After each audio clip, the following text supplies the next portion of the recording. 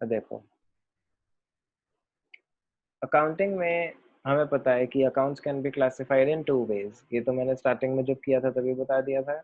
एक है traditional approach जिसे इंग्लिश अप्रोच कहते हैं। इंग्लिश क्यों? क्योंकि ये ब्रिटिशर्स ने बनाई थी। This came from the United kingdom. तो उस टाइम पे ग्रेट ब्रिटेन बोलते थे। तो ये इसीलिए इंग्लिश अप्रोच है। दूसरी और ट्रेडिशनल क्यों? क्योंकि ये बहुत पहले की बनी हुई है। दूसरी कौन सी है? मॉडर्न अप्रोच या फिर अकाउंटिंग इक्वेशन अप्रोच या फिर अमेरिकन अप्रोच। तो ट्रेडिशनल अप्रोच सबसे पहले बाइफरकेशन की जाती है दो में। क्या है? सामने दिख रहा है, सबकी बुक्स में है, पर्सनल इम्पर्सनल। ठीक है, मेन बाइफरकेशन क्या है? Personal impersonal. तो और फिर पहले इम्पर्सनल देख लो, पर्सनल को अभी छोड़ते हैं। इम्पर्सनल में दो और हैं, real, nominal. Impersonal is further divided into two types of accounts, real, nominal. मैं इसे यहाँ बना देता हूँ। वैसे तो तुम मतलब बना के कोई ऐसे स्पेसिफिक वो नहीं है।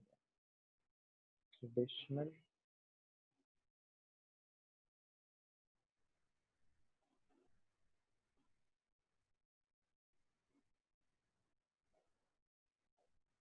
मेजर क्या है? पर्सनल। और इधर क्या है? इम्पर्सनल। ठीक, अभी पर्सनल को अभी साइड रखते हैं। अभी हम डिस्कस करेंगे सिर्फ इम्पर्सनल। इम्पर्सनल में दो कैटेगरीज हैं जो कि हैं रियल और nominal.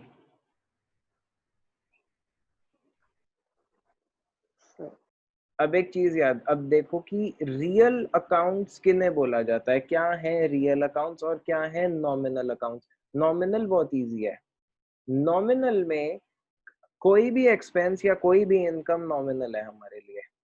All expenses, all incomes, ये क्या है हमारे लिए? नॉमिनल है। अब ये नॉमिनल है मतलब ट्रेडिशनल अप्रोच में अगर मैं आपसे पूछूं कि सैलरी क्या है तो आप बोलोगे नॉमिनल है। ठीक है, क्योंकि सारे इनकम्स या एक्सपेंसेस नॉमिनल हो जाते हैं ट्रेडिशनल अप्रोच में। सैलरी दो तरीके से क्लासिफाई, किसी भी अकाउंट को दो तरीके से कर सकते हैं, या तो ट्रेडिशनल या मॉडर्न। तो जब मैं पूछता हूँ सैलरी और मैं पूछ रहा हूँ मॉडर्न अप्रोच, तो मॉडर्न अप्रोच में सैलरी पेड क्या है? एक्सपेंस। पर सैलरी पेड ट्रेडिशनल अप्रोच में क्या है? नॉमिनल। ठीक है, रूल इसके मैं लास्ट में लिखवा दूंगा। पहले समझ लेते हैं कि किस चीज को किस अकाउंट में डाला गया है। रूल्स बाद में याद कर लेंगे। जैसे उसके रूल्स है कि इंक्रीज इन एसेट को डेबिट करेंगे, डिक्रीज इन एसेट को क्रेडिट करेंगे, ऐसे ही इसके भी रूल्स हैं। पर वो बाद में कर लेंगे। पहले ये सीख लेते हैं किस पर्टिकुलर अकाउंट में क्या चीज आती है। रियल में क्या आएगा? रियल में आएंगे ऑल एसेट्स एक्सेप्ट, कुछ को छोड़ करके बाकी सारे एसेट्स। कौन से छोड़ देंगे? All assets except, except bank, bank account, debtor, और कोई भी ऐसा एसेट जिसके पहले एक प्रीफिक्स लगता है। For example prepaid rent. Prepaid rent एक एसेट है, पर इसके पहले प्रीफिक्स लग रहा है ना, प्रीपेड। ऐसे वाले जो एसेट्स हैं, प्रीपेड रेंट, एक्रूड इंटरेस्ट, ऐसी वाली चीजें। तो अ, अ, ये समझ जाना मैं क्या बोलना चाह रहा हूँ। जितने भी प्रीफिक्स वाले आपके एसेट्स हैं, प्रीपेड रेंट हो गया, एक्रूड इंटरेस्ट हो गया, बेसिकली यही मेजर कैटेगरी है। कोई भी प्रीपेड एक्सपेंस या फिर कोई भी एक्रूड इनकम, ये दो। तो प्रीपेड एक्सपेंस वो भी इसमें नहीं आते। सारे एसेट्स रियल हैं सिवाय इनके जो नीचे मैं छोड़ रहा हूँ बस। अब ये कहाँ आएंगे वो अभी डिस्कस करेंगे। Prepaid expense and accrued income. ठीक है, ये सारा हमारा क्लासिफिकेशन है पर्सनल में। पर्सनल नहीं, इम्पर्सनल में। इम्पर्सनल में क्या क्लासिफिकेशन है कि ट्रेडिशनल जो अप्रोच है उसमें अकाउंट्स मेजर टू कैटेगरीज में डिवाइड हो जाते हैं। एक है पर्सनल, एक है इम्पर्सनल। फिर impersonal is further divided into दो मोर कैटेगरीज। वो कौन सी हैं? रियल और नॉमिनल। नॉमिनल में कैसे अकाउंट्स आएंगे? सारे एक्सपेंसेस या सारे इनकम्स को हम नॉमिनल में डालते हैं ट्रेडिशनल में। रियल में क्या आता है, सारे एसेट्स एक्सेप्ट कौन से एसेट्स, जो भी आपका बैंक हो गया, डेटर हो गया, प्रीपेड एक्सपेंस हो गया या एक्रूड इनकम हो गई, इनको छोड़ करके सारे एसेट रियल है। ठीक है। अब पर्सनल में क्या है, तो जो बुक है उसमें देखो पर्सनल 3 कैटेगरीज में डिवाइडेड है। कौन सी 3 कैटेगरीज में डिवाइडेड है? Natural, artificial, representative. अब एक बात तो बहुत क्लियर है, वो एक बात क्या है कि पर्सनल में वही चीजें आएंगी जो यहाँ कवर नहीं हुई। अभी तक मुझे बताओ क्या क्या कवर नहीं हुआ जो पर्सनल में जाएगा। Liability, capital. ठीक है, और लायबिलिटीज हो सारे गई, कैपिटल। प्रीपेड एक्सपेंस जो हाँ, प्रीफिक्स वाले एसेट है। जो जो एसेट्स हमने यहाँ पर छोड़ दिए थे वो सारे भी ऑब्वियसली अब पर्सनल में ही जाएंगे, और कहाँ जाएंगे? मेन तो 3 कैटेगरीज हैं। तो पर्सनल के अंदर 3 कैटेगरीज है, क्या? नेचुरल, आर्टिफिशियल, रिप्रेजेंटेटिव पर्सनल, ये 3। ठीक। तो इसको, और अब मैं इसको यहाँ पे भी लाइन ड्रॉ कर देता हूँ एक।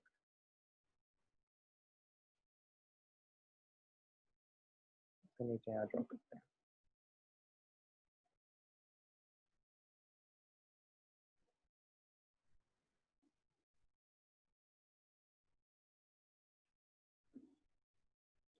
चलो ड्रॉ कर देते हैं। सबसे पहला नेचुरल पर्सन। नेचुरल पर्सन मतलब नेचुरल पर्सन एक लिविंग पर्सन जो आपको दिखाई देता है, वो आपके लिए नेचुरल पर्सन है। For example Ram, Shyam, Mohan, Sohan. अब सर राम, श्याम, मोहन, सोहन का अकाउंट्स में क्या काम है? ये नॉर्मल लोगों को हम अकाउंटिंग में रिकॉर्ड थोड़ी ना करते हैं, नहीं करते। पर अगर राम आपका डेटर है या राम आपका क्रेडिटर है, तब तो वो ये नेचुरल पर्सन फिर आपके लिए इंपॉर्टेंट हो गया ना। जैसे bought goods from Mahesh on credit, यहाँ पर महेश रिकॉर्ड होगा, महेश अकाउंट डेबिटेड हम करने वाले हैं। अब वो इस कैटेगरी में कहा जाता है? रियल में नहीं जाएगा, चाहे वो डेटर हो चाहे वो क्रेडिटर हो। क्यों? क्योंकि मैंने लिखा है कि डेटर रियल अकाउंट नहीं है, क्रेडिटर तो वैसे ही इनमें से कहीं नहीं आता। तो वो आपका डेटर हो या क्रेडिटर, वो आएगा नेचुरल पर्सन में। ठीक है। जब भी किसी का नाम आ जाए, अब उससे आपने उधार पे सामान खरीदा हो, आपने उसे उधार पे सामान बेचा हो, या उस इंडिविजुअल पर्सन, और तो इंडिविजुअल पर्सन का हम कहाँ ही नाम लिख रहे होते हैं, इन सारे केसेस में वो कहाँ चला जाएगा? Natural person. और ये किस में आता है? पर्सनल अकाउंट के अंदर। ठीक। नेक्स्ट कैटेगरी क्या है? Artificial person. कोई सोच के बता सकता है आर्टिफिशियल पर्सन ये मतलब क्या है इस बात का? आर्टिफिशियल पर्सन क्या होता है? मैनिक्विन जो किसी भी शोरूम में खड़े होते हैं, वो आर्टिफिशियल पर्सन क्या है? सर जिससे हम लोन लेते हैं। तो लोन तो आपने अगर राम से ले लिया तो फिर वो तो नेचुरल पर्सन है ना। सर जो ओनर और बिजनेस के बीच में होता है। उनके बीच में कौन होता है? सर मतलब बिजनेस को भी पर्सन ही माना जाता है ना, उसके व्यू पॉइंट अलग होते हैं तो। मैं कोई बात बताओ, आदित्य गया किस बैंक के पास भेजे? आईसीआईसीआई बैंक के पास। ठीक है। और आदित्य ने आईसीआईसीआई बैंक से एक लोन ले लिया। तो ये जो आईसीआईसीआई बैंक है, क्या ये नेचुरल पर्सन है? नहीं, नेचुरल थोड़ी है, ये कोई नेचुरल पर्सन नहीं है। ये एक आर्टिफिशियल पर्सन है। आर्टिफिशियल पर्सन मतलब एक ऐसी ऑर्गेनाइजेशन जो अपने नाम पे काम करती है, पर उसे चला तो इंसान ही रहे हैं ना। ट्रांजैक्शन आपने आईसीआईसीआई बैंक के साथ करी है, पर इसके पीछे तो रियल पर्सन काम कर रहे हैं। बट आपने जिसके साथ काम करा, वो तो जिसके नाम पे आपको लोन मिला आईसीआईसीआई बैंक, वो कोई लिविंग पर्सन थोड़ी है, वो तो आर्टिफिशियल है। तो आर्टिफिशियल पर्सन ये सारी चीजें हो गई, जैसे कोई बैंक का नाम हो गया, किसी और फाइनेंशियल इंस्टीट्यूट का नाम हो गया जिससे आपने पैसा उधार पे लिया है। अब ये बैंक चाहे आपको लोन दे, चाहे आपने इस बैंक में अपना पैसा जमा कर रखा हो, आपने क्या करना है? तो ये आर्टिफिशियल पर्सन वाली कैटेगरी में ही इस चीज को डालना है। ठीक है। तो चाहे लायबिलिटी वाला बैंक हो, लायबिलिटी वाला बैंक मतलब अगर लोन लिया है, या फिर ये एसेट वाला बैंक हो, एसेट वाला बैंक मतलब जिससे जहां पर अपने अपने पैसे डिपॉजिट कर रखे हैं, आप आर्टिफिशियल पर्सन ही बोलोगे उसे। ठीक। और लास्ट है रिप्रेजेंटेटिव पर्सनल, ये सबसे इजी होगा समझने के लिए। रिप्रेजेंटेटिव, पर्सनल रिप्रेजेंटेटिव पर्सन, अब देखो ये जो रिप्रेजेंटेटिव पर्सनल अकाउंट है, अब ये यहाँ नेचुरल पर्सनल लिखा है ना, नेचुरल पर्सनल, अब तुम ये मत बोलना कि सर आपने तो नेचुरल पर्सन लिख दिया यहाँ पे, समझने के लिए नेचुरल पर्सन वो एक्चुअली ये आ तो पर्सनल अकाउंट से ही रहे हैं, तो इसलिए मैंने यहाँ पे पर्सन लिखा है, ठीक। एक बार पर्सनल अकाउंट्स देख लो, पर्सनल अकाउंट्स में क्या क्या है, examples of personal accounts are account of Ram and company. अब मेरे को बताओ राम एंड कंपनी ये नेचुरल पर्सनल जाएगा या आर्टिफिशियल पर्सन जाएगा, ये आर्टिफिशियल। क्योंकि ये एक कंपनी का नाम है, ये कोई जिंदा आदमी थोड़ी है। पर अगर मैं बोलूँ राम फिर फिर सर नेचुरल पर्सन। हाँ, तो बस यही यहाँ पे डिफरेंस बस यही है, जो नेचुरल पर्सन है इसमें क्या क्या है, जैसे राम का अकाउंट, आशा का अकाउंट, अगर आपने सीधा किसी ह्यूमन के साथ ट्रांजैक्शन करी है तब आप कैसे रिकॉर्ड करोगे, नेचुरल। पर अगर आपने किसी ह्यूमन के साथ ट्रांजैक्शन ना करके किसी बॉडी कॉर्पोरेट के साथ ट्रांजैक्शन की है, बॉडी कॉर्पोरेट मतलब कोई कंपनी, कोई बैंक जो जो अपने आप में एक अलग आइडेंटिटी रखता है, पर जिंदा थोड़ी है, बैंक जो है वो सांस थोड़ी ना लेता है, चलाते तो उसे दूसरे लोग ही हैं, तो उसे क्या बोलते हैं हम, आर्टिफिशियल पर्सनल।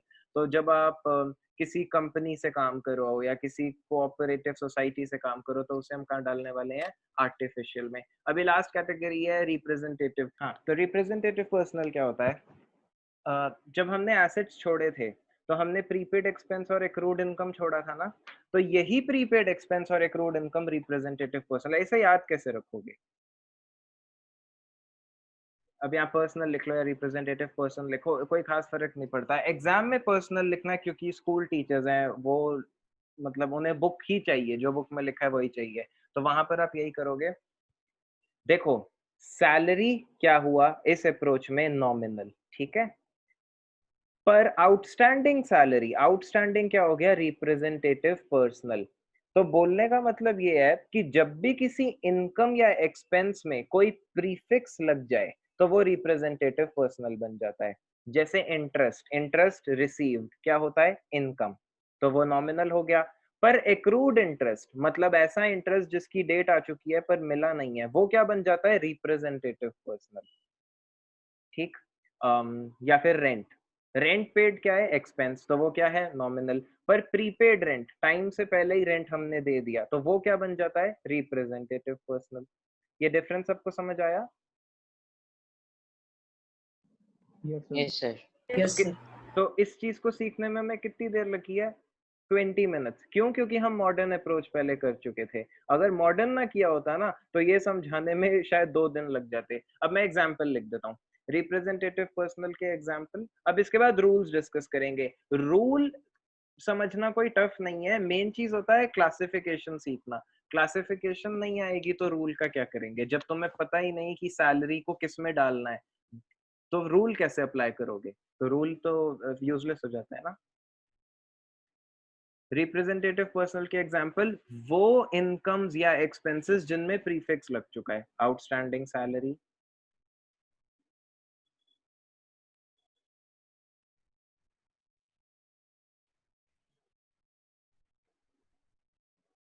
ठीक, या फिर प्रीपेड रेंट।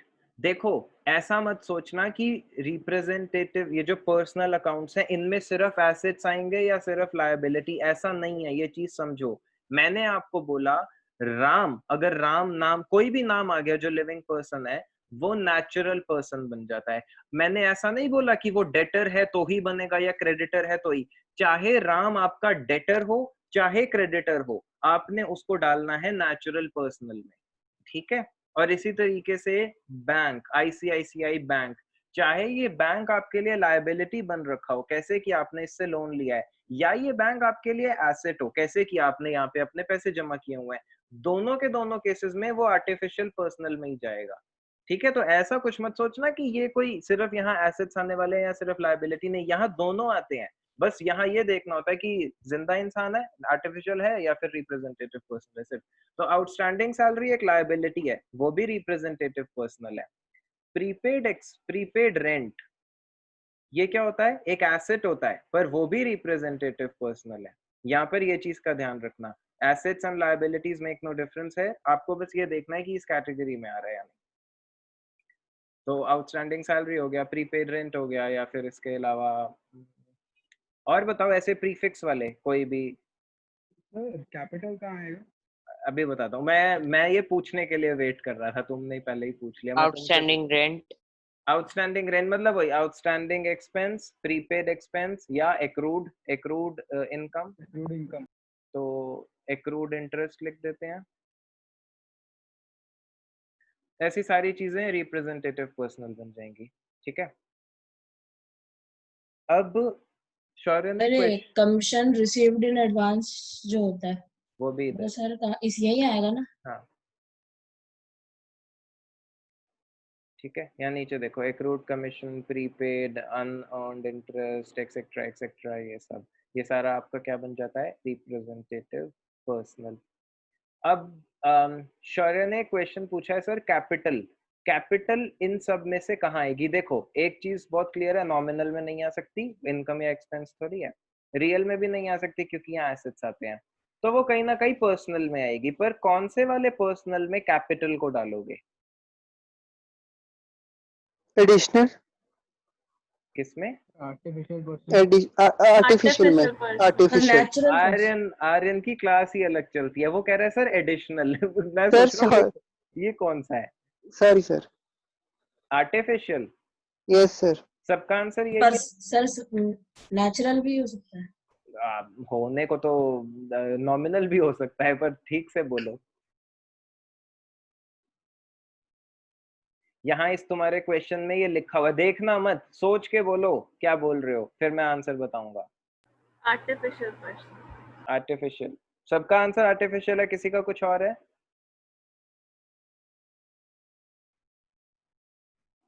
अरे बोलो तो सही।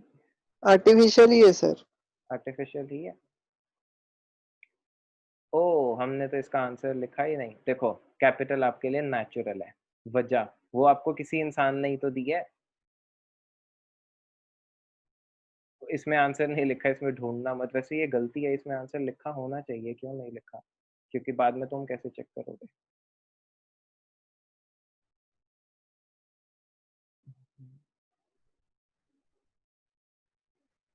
सर लेकिन अगर कैपिटल एक कंपनी में इंट्रोड्यूस हो रहा है तो कंपनी तो आर्टिफिशियल पर्सन में आना चाहिए।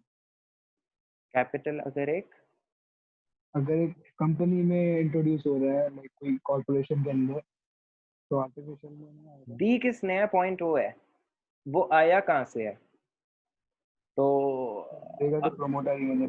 आया तो किसी इंसान से है ना, तो आपने बिजनेस ने ट्रांजैक्शन किसके साथ किया है? किसी लिविंग पर्सन के साथ। अब यहाँ पे नाम जरूर नहीं आ रहा, ये ऑब्वियस है कि हम, पर अभी भी पता है तुम कैपिटल लिखते हो, पर ऐसा नहीं है कि हम जब आप इसका फाइनल अकाउंट का क्वेश्चन करोगे, आप कभी कभी वहाँ नाम भी लिख रहे होगे, राम्स कैपिटल, शाम्स कैपिटल, तो आप राम नाम जो भी है वहां आप नाम लिखने वाले हो, तो इस वजह से इसको आप नेचुरल में ही डालने वाले हो।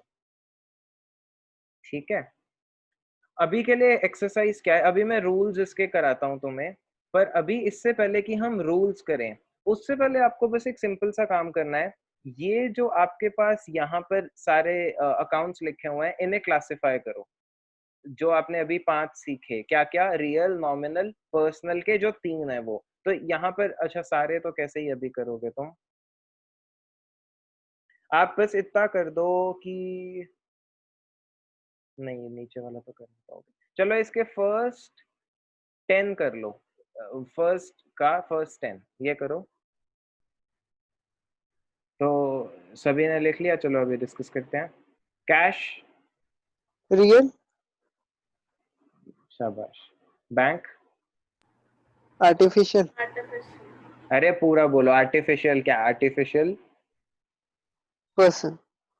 Artificial personal. वैसे उसने आपसे पता है, उसने क्वेश्चन पढ़ो, उसने क्या बोला है, classify the following into personal, real, nominal, बस उसने पर्सनल के अंदर बाइफिकेशन पूछी नहीं वैसे तुमसे, और नॉर्मली क्वेश्चंस में पूछी जाएगी भी नहीं, आपको सिर्फ पर्सनल, रियल, नॉमिनल ही करना है, तो और काम आसान हो जाता है। तो मैं इसको ना, तुमने लिख लिया अच्छी बात है, उसमें कोई प्रॉब्लम नहीं है, पर अच्छा मैं पहले ना इधर एग्जांपल्स लिख देता हूँ। नेचुरल पर्सन मतलब कोई भी नाम आ गया, Ram, Mohan, anything. Artificial person example, कोई बैंक, कोई कंपनी का नाम, किसी HUF का नाम, किसी भी बॉडी कॉर्पोरेट, कोई भी कोऑपरेटिव सोसाइटी। HUF क्या होता है? बाद में डिस्कस करेंगे। मैंने गलती से लिख दिया। मतलब अभी वैसे आप ये बिजनेस स्टडीज में पढ़ने वाले हो, मैं बता दूंगा अलग से कि HUF क्या होता है, क्योंकि मैं अभी बताऊंगा हम डाइवर्ट हो जाएंगे ना टॉपिक से, फायदा नहीं। फर्स्ट, इसमें फर्स्ट कैश, फर्स्ट क्या है हमारा, रियल, क्योंकि ये एक एसेट है, ठीक। सेकंड बैंक, सीधा आपको रियल नॉमिनल पर्सनल करना है तो पर्सनल है। पर्सनल। सर जी मैंने कैश रियल बोला था, आपने शाबाश क्यों बोला था? क्योंकि ठीक बोला था, तो क्या बोलूं? नहीं मेरे को लगा कि उसको डाउट हो रहा है। Outstanding salary, sir representative. Personal personal, personal में रिप्रेजेंटेटिव पर्सनल, ठीक है, पर हमसे ना मांगा नहीं है इसका फर्दर बाइफिकेशन, तो मैं कर भी नहीं रहा।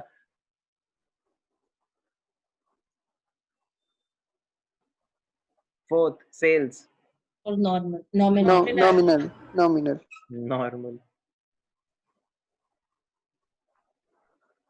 Fifth accrual, Representative personal personal. Personal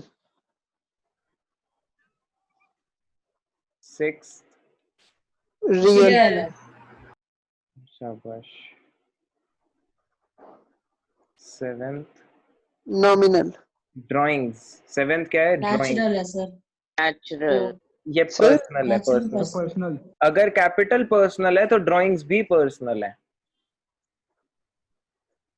तुमने क्या बोला था, अरे नॉमिनल, ये कोई खर्चा थोड़ी ना होता है।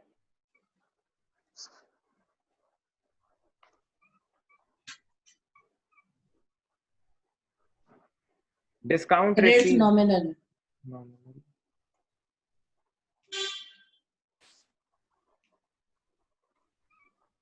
Ninth nominal sir nominal. Bad debt return of nominal.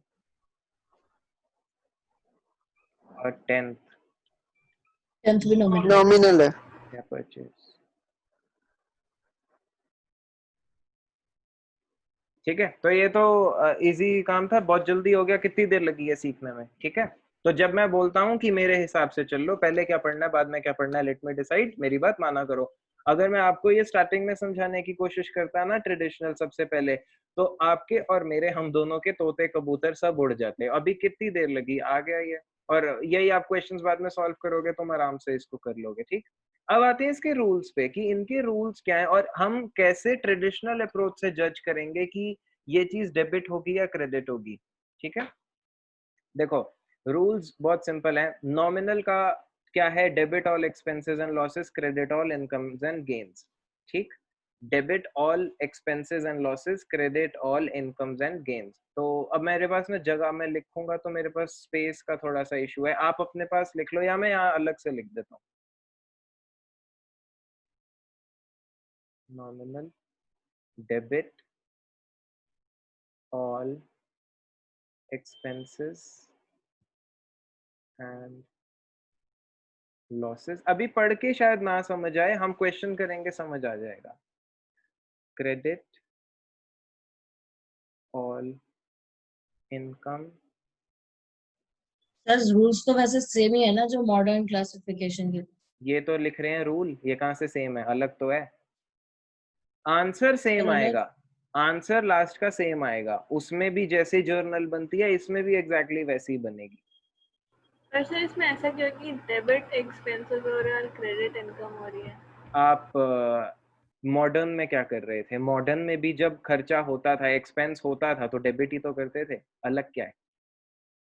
Modern में भी तो यही रूल है कि जब एक्सपेंस होता है तो डेबिट करते हैं, और जब इनकम होती है तो क्रेडिट करते हैं। यहाँ इसका नाम इनकम एक्सपेंस नहीं है, नाम नॉमिनल है, पर रूल तो वही है। आप सोचो तो एंड रिजल्ट तो वही आ रहा है। रियल का रूल क्या है, जो तुमने कई बार मूवीज में सुना होगा, फुकरे देखी है, debit what comes in, credit what goes out. Yes sir. Yes sir. तो तुमसे भी कोई पूछे कि क्या पढ़ता है तू, तो तुमने भी यही बताना है, debit what comes in, credit what goes out.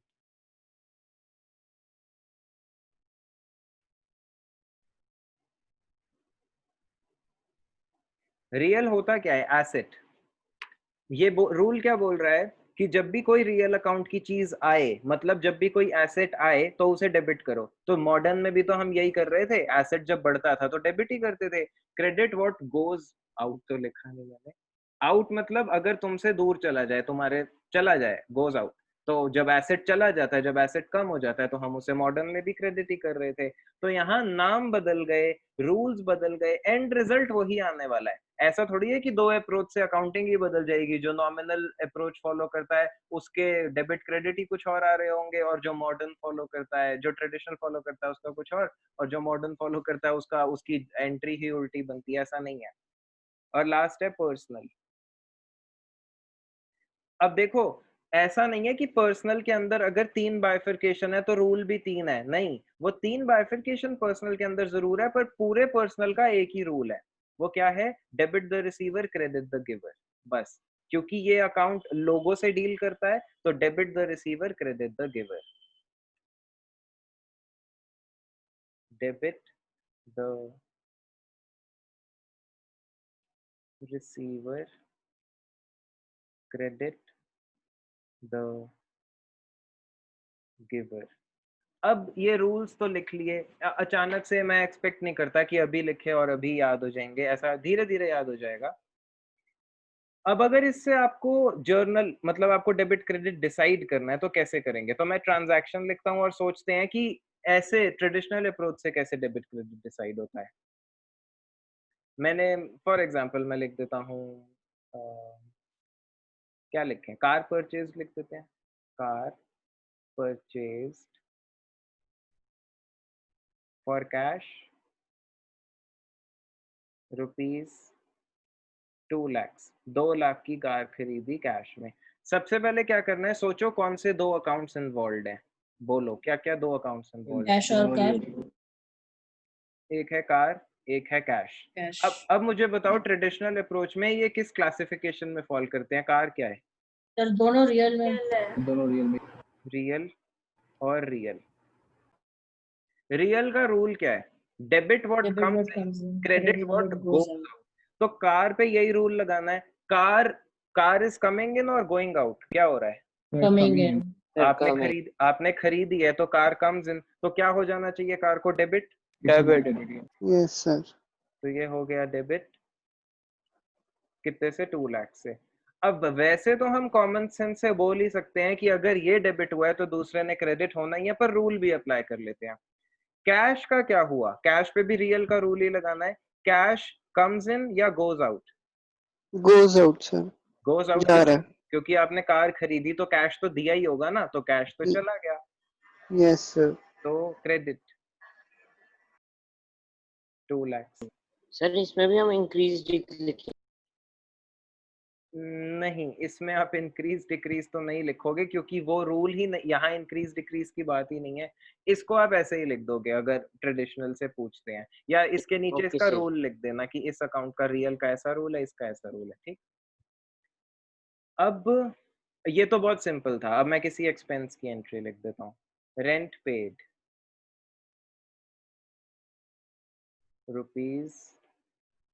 ₹10,000। क्या क्या 2 अकाउंट्स इन्वॉल्व है? रेंट और कैश। रेंट और कार। ट्वेंस। ठीक है, एक रेंट अकाउंट है, एक कैश। वैसे यहाँ अकाउंट लिखने की जरूरत नहीं है। तो रेंट और कैश। रेंट किस क्लासिफिकेशन में फॉल करता है? Nominal. Nominal. Nominal. Cash real है। अब यस सर। रेंट पे नॉमिनल का रूल लगाएंगे। नॉमिनल का रूल क्या है? Debit all All expenses expenses and and losses. losses. Credit all debit incomes and incomes gains. And ठीक गेन्स। है, ठीक है। तो इस रूल के हिसाब से रेंट को डेबिट होना चाहिए या credit? Debit. Debit. Debit. Debit. Debit. क्यों? क्योंकि debit all expenses and losses. तो ये जो रेंट है आपने दिया, तो खर्चा है ना, ये हर खर्चे को डेबिट कर दो, यही रूल है। तो खर्चे को हम डेबिट कर देंगे, इसको कर दिया डेबिट। अब दूसरा, कैश रियल है। अब रियल का रूल क्या है? Debit what comes in, credit what goes out. तो आपने कैश कमिंग इन है या गोइंग आउट है? क्या है? गोइंग आउट है सर। क्रेडिट। अगर हम मॉडर्न से कर रहे होते तो क्या कुछ और आता आंसर? नहीं, तब भी रेंट ही डेबिट होता और कैश ही क्रेडिट होता, तो फर्क कोई नहीं पड़ता। बट अब सर क्लास में तो एक ही कर सकते हैं, मतलब इस चैप्टर के लिए आपको दोनों सीखने हैं क्योंकि एग्जाम में ऐसा पूछा जा सकता है। इसके बाद रूल्स ऑफ डेबिट क्रेडिट के आगे आपसे कभी नहीं पूछा जाएगा कि आपने अपनी जर्नल एंट्री, आपने डेबिट क्रेडिट मॉडर्न अप्रोच से डिसाइड किया या ट्रेडिशनल। तो हम क्लास में क्या करेंगे, हमेशा मॉडर्न अप्रोच। क्यों? क्योंकि वो बहुत इजी टू अंडरस्टैंड है। और अभी तो तुम्हें ये समझ आ रहा है, मैं तुम्हें एक होमवर्क दूंगा क्लास के एंड में, मैं एक एंट्री पूछूंगा और मैं आपको पूछ, और वो होमवर्क है, वो आप अपने से करें, अपने दोस्त से पूछो, अपने स्कूल टीचर्स से पूछो कि ट्रेडिशनल अप्रोच से ये एंट्री कैसे बनती है। तब तब देखते हैं कि क्या आप कर पाते हो। एक एंट्री है सिर्फ। ये वो एंट्री एक्चुअली मैं सीए स्टूडेंट से पूछता हूँ, जो सीए पढ़ने आते हैं ना, वो तो 11th-12th पढ़ चुके हैं, मैं उनसे पूछता हूँ इस एंट्री को ट्रेडिशनल अप्रोच से बताओ कि क्या डेबिट होगा क्या क्रेडिट। आज तक एक भी सीए स्टूडेंट आंसर नहीं दे पाया, तो आप लोग दे पाते हैं नहीं, देखते हैं। अब मैं तो तुमसे तो एक्सपेक्ट कर नहीं रहा मैं, अब अपने टीचर्स से पूछना, अपने तो फ्रेंड्स से। जनरल में हाँ, अभी अभी लास्ट में भी वेट करो, ठीक है? ये हो गया। अभी और क्या करें, जैसे एक चलो कैपिटल इंट्रोड्यूस्ड, अभी तक पर्सनल नहीं आया ना, एक पर्सनल को लेके आते हैं। या चलो ऐसे कैपिटल पे बाद में आते हैं, मैं लिख देता हूँ goods purchased from Ram. Goods purchased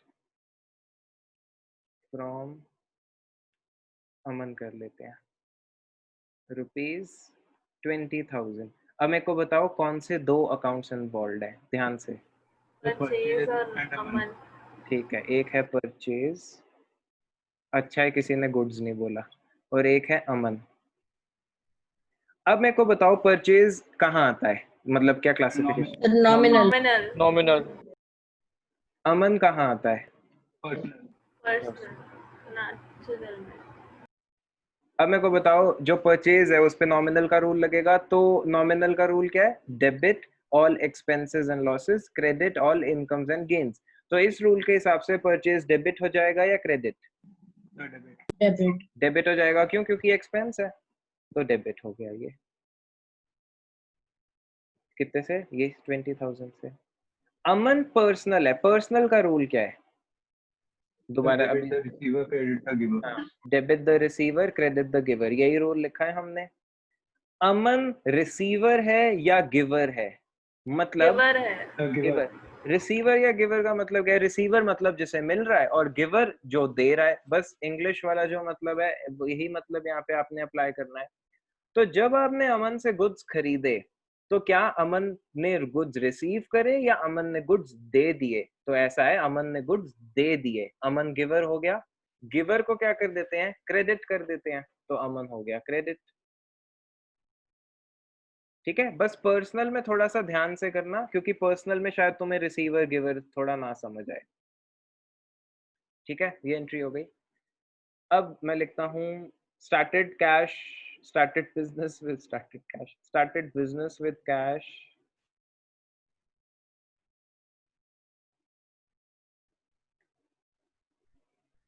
rupees 1 lakh. कौन से दो अकाउंट्स इन्वॉल्व है? कैपिटल और कैश। कैश लिखते हैं और कैपिटल लिखते हैं। अब बताओ, cash real, cash real, capital capital personal. Personal. अब रियल का rule, debit what comes in, credit what goes out. तो कैश कमिंग इन है या गोइंग आउट है? कमिंग इन है। क्योंकि बिजनेस में पैसा आया तो कैश तो आया, तो उस हिसाब से इसको क्या हो जाना चाहिए? डेबिट। तो कैश को हम डेबिट कर देते हैं, कितने से? 1 लाख रुपीज से। कैपिटल पे पर्सनल का रूल, पर्सनल क्या रूल है? डेबिट द क्रेडिट हो जाएगा। Debit the receiver credit credit the the giver. Giver. तो यहाँ इस रूल के हिसाब से डेबिट होना चाहिए या क्रेडिट? क्रेडिट। क्यों? क्योंकि सर वो जो बिजनेस है, नहीं सर, जो उसमें ओनर है वो बिजनेस को दे रहा है ना सर पैसे। देखो सर रूल ही है, debit the receiver credit the giver. हाँ देखो यहाँ पे ना कैपिटल को ऐसे सोचो, यहाँ लिखा कैपिटल है पर हम बात कर रहे हैं बिजनेस के ओनर की। ये आया कहाँ से है पैसा? बिजनेस के ओनर से आया है ना। तो जो बिजनेस का ओनर है वो गिवर था या रिसीवर था, ये डिसाइड करना है आपको। आप किसके, आपने ये ट्रांजैक्शन, आप मतलब बिजनेस, आप तो बिजनेस ही हो, क्योंकि मैं आपको बिजनेस क्यों कह रहा हूँ, because of separate entity concept, कि हम हर एंट्री बिजनेस के पॉइंट से पास करते हैं, तो हम सोचते तो हम बिजनेस बन जाते हैं हर एंट्री में, तभी तो हम बिजनेस के पॉइंट से सोच सकते हैं। तो आपने एक ट्रांजैक्शन करी है ओनर के साथ, जहां पे ओनर ने आपको पैसा दे दिया। तो एक तो ये हो गया कि कैश आ गया, और दूसरा ओनर गिवर बन गया। क्यों? क्योंकि उसी ने तो पैसा दिया। तो जो कैपिटल है वो दैट इज नथिंग एल्स। उसको क्यों नेचुरल पर्सन बोल रहा हूं मैं? क्योंकि वो उस ओनर की वजह से है, उस नेचुरल पर्सन की वजह से। तो गिवर या रिसीवर भी उस ओनर के लिए ही देखेंगे, तो वो गिवर है, और वो गिवर है तो यहाँ पे कैपिटल क्रेडिट हो जाती है 1 लाख रुपीज। ठीक है, अब ऐसे मतलब न्यूमरस एंट्रीज हैं, कुछ भी ट्राई कर सकते हैं हम। मैं इसमें से क्वेश्चन देख लेता हूँ, अगर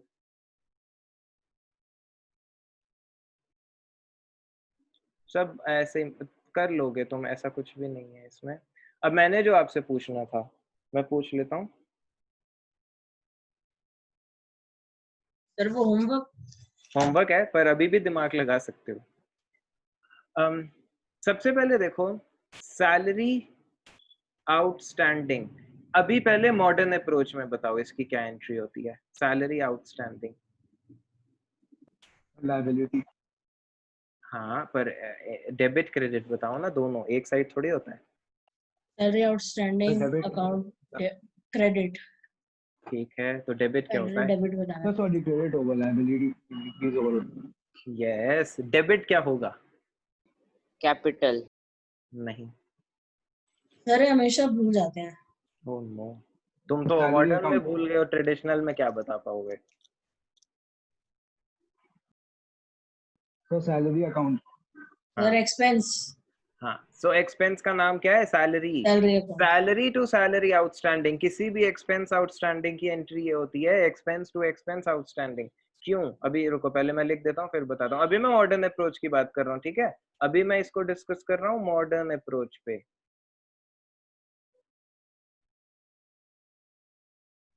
तो क्या होता है? सैलरी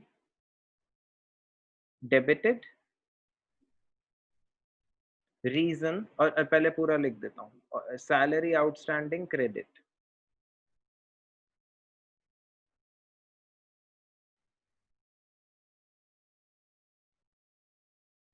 रीजन ये क्या है? मॉडर्न अप्रोच में एक एक्सपेंस, तुम्हारा एक्सपेंस बढ़ गया क्योंकि सैलरी की देने की डेट आ गई, तो आपको सैलरी तो रिकॉर्ड करनी पड़ेगी, आपको रिकॉर्ड करना ही पड़ेगा कि मेरा खर्चा हो चुका है। काम तो करा लिया ना एम्प्लॉय से, पर पैसे नहीं दिए, पैसे नहीं दिए तो एक लायबिलिटी। ये क्या है? एक लायबिलिटी। अब लायबिलिटी आ गई सिर पे कि काम तो करा लिया बट पैसे नहीं दिए, तो सूनर और लेटर पैसे तो देने पड़ेंगे, तो लायबिलिटी भी आ गई, और लायबिलिटी बढ़ गई। तो जब लायबिलिटी बढ़ती है तो क्रेडिट हो जाता है, और जब सैलरी का तुम रिकॉर्ड करते हो एक्सपेंस, तो एक्सपेंस डेबिट कर देते हैं। ठीक, तो यहाँ से हमें ये तो पता चल गया कि सैलरी आउटस्टैंडिंग के केस में सैलरी ने डेबिट होना है और सैलरी आउटस्टैंडिंग ने क्रेडिट। अब मॉडर्न से करें या ट्रेडिशनल से करें, दोनों तरीकों से एंट्री तो यही बनती है। पर क्या ट्रेडिशनल से सोच के बता सकते हो ये कैसे बनेगी? वैसे तुम्हारे लिए बहुत सिंपल कर दिया। नॉर्मली मैं सीए स्टूडेंट से क्या पूछता हूँ, जब एक सीए स्टूडेंट, रुको मैं लिख देता हूँ, मैं आपसे ये पूछ रहा हूँ, salary outstanding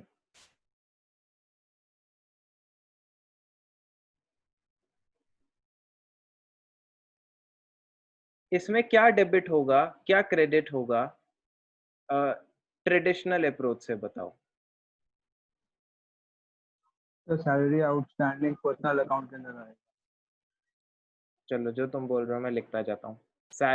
salary outstanding personal के अंदर आएगा। तो और दूसरा क्या है? सर पहले सैलरी नॉमिनल में आ जाएगी। ठीक है, सैलरी आउटस्टैंडिंग को मैं पर्सनल में लिख देता हूँ, सैलरी को नॉमिनल सैलरी का में सर लिख देता नॉमिनल। हूँ। ये तो नॉमिनल हो गया। सर सैलरी में जो एक्सपेंसेस बढ़ रहे हैं ये इसलिए तो वो डेबिट हो रहा है सैलरी। नॉमिनल का रूल क्या है? Debit all Debit expenses all and expenses losses, and credit all credit incomes all and income gains. and Income. gains. तो उस रूल के हिसाब से सैलरी को क्या होना चाहिए? डेबिट। डेबिट होगा सर एक्सपेंस। बहुत सिंपल, ये पार्ट बहुत सिंपल है, ये हर कोई बता देता है। सैलरी आउटस्टैंडिंग पे पर्सनल का रूल लगा के मेरे को कोई प्रूफ कर दो कि इसको क्रेडिट कैसे करना है। सैलरी है, सैलरी आउटस्टैंडिंग सर हमारे लायबिलिटी है तो हमको देना पड़ेगा। तो आप मॉडर्न अप्रोच पे आ गए हैं। मैं मॉडर्न से आंसर नहीं पूछ रहा, पर्सनल ट्रेडिशनल अप्रोच पे रहते हुए आंसर बताओ। सर हमें सैलरी देनी है तो हम गिवर होंगे, इस पे क्रेडिट हाँ, होगा। तुमने सैलरी देनी है, पहली बात जो ये गिवर और रिसीवर वाले रूल है ना, ये सामने वाले पर्सन पे लगते हैं, तुम अपने अपने आप को नहीं लगाते ये रूल। तुमने एक सेकेंड, जब तुमने इससे पहले पर्सनल रूल लगाया है कैपिटल, तो क्या आपने ये बोला कि कैपिटल के रिसीवर हम हैं, तो फिर तो डेबिट हो जाना चाहिए। आप सामने वाले को देख रहे हो कि वो गिवर है या रिसीवर है। बात समझो, आपने कैपिटल में क्या देखा था कि जिसने आपको कैपिटल दी है वो गिवर है या रिसीवर है। खुद को अपनी बुक्स में तो तुम कभी लिखते ही नहीं हो। इससे पहले जब आपने अमन को देखा था, तब भी आपने यही देखा था कि अमन गिवर है या रिसीवर है। तो सैलरी आउटस्टैंडिंग के केस में भी आप खुद को नहीं देख सकते। अच्छा एक सेकेंड, मैं इस नॉमिनल का लिख दूं, क्योंकि ये नॉमिनल है तो इसको डेबिट कर देंगे। पर सैलरी आउटस्टैंडिंग पे पर्सनल लगा के इसको कैसे क्रेडिट कर पाएंगे? अगर कोई इसका आंसर दे देता है तो आई डोंट माइंड कोई गिफ्ट भी देना, पर आज तक कोई सीए स्टूडेंट नहीं दे पाया। सर अभी आप बताना मत। मैं बता ही नहीं रहा, मैं तो कह रहा हूँ सर्विस, होमवर्क है। वो हमें सर्विस देता है तो वो गिवर हुआ ना, तो उसके बदले हमें कैश देना पड़ेगा उसे। तुम सोचो कि इसका आंसर क्या है, फिर बताओ। ऐसे रैंडम गेसेस का कोई फायदा नहीं है, आराम से सोचो फिर। पर अब दूसरा पॉइंट, मे बी इसके नहीं, मेरे को नहीं लगता आपको यूट्यूब पे भी ये मिलेगा, बहुत मुश्किल है।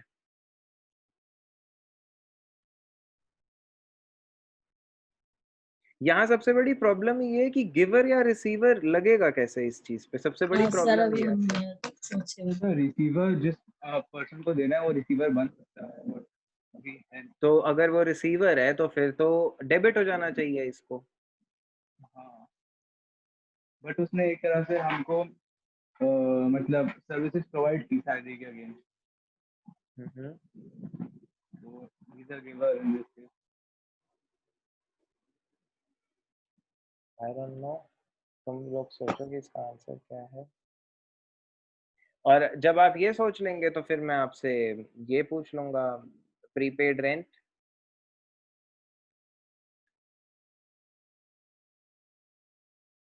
तो प्रीपेड रेंट के केस में कैसे क्या हो रहा है वो देखेंगे। चलो अभी ये सब तो बाद में, पहले ये